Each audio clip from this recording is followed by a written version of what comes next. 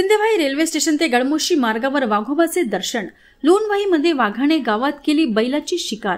सिंदेवाही वनपरिक्षेत्रात वन्य हिंस्र प्राण्यांची संख्या मोठ्या प्रमाणात असून त्यात पट्टेदार वाघाचे अस्तित्व असल्याने वाघ हल्ल्याच्या घटना नित्यनेमाच्या झाल्या आहेत।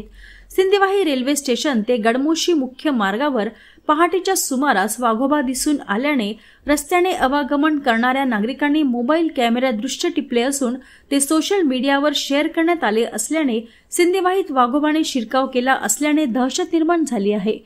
सिंदेवाही वनपरिक्षेत्रात वाघांची वाढती संख्या घातक ठरत असून मागील 2 महिन्यात 4 जणांचा वाघाच्या हल्ल्यात जंगल परिसरात बळी गेला आहे। आता पट्टेदार वाघ गाव परिसरात शिरकाव करीत असल्याचा प्रत्यय समोर आला आहे। सिंदेवाही रेल्वे स्टेशन ते गडमुशी मार्गावर पहाटे 4 वाजताच्या सुमारास रस्त्यावर वाघ दिसून आला असून या परिसरात ग्रामसेवक प्रशिक्षण केंद्र व क्वार्टर असून या परिसरात वाघाने शिरकाव केल्याचे दिसून आले आहे। याचे व्हिडिओ सोशल मीडियावर व्हायरल झाले आहेत। त्यामुळे परिसरात वाघाची भीतीजन्य परिस्थिती निर्माण झाली आहे।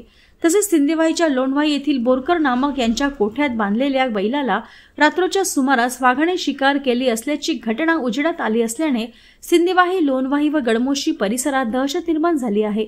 जंगलातील वाघोबा गावात शिरकाव करत असल्याने नागरिकांमध्ये भीतीजन्य परिस्थितीमुळे धास्ती निर्माण झाली आहे।